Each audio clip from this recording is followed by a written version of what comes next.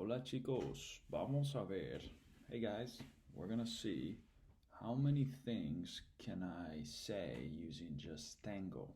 Tengo is such a powerful word for beginners, anybody. So let's see how many things I can say, how many things I can express just by saying tengo. So to start off, tengo frío. I'm cold. Tengo frío. Otro. Tengo mucho trabajo hoy. Tengo mucho trabajo. I have a lot of work today. Tengo café con leche.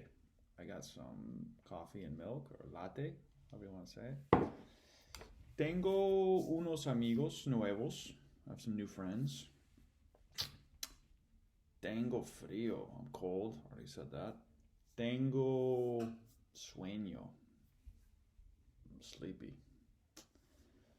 Tengo hambre. I'm hungry.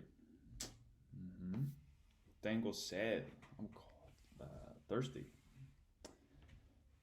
Or no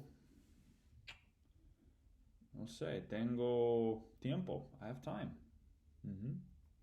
Tengo mucho tiempo hoy. I have a lot of time today.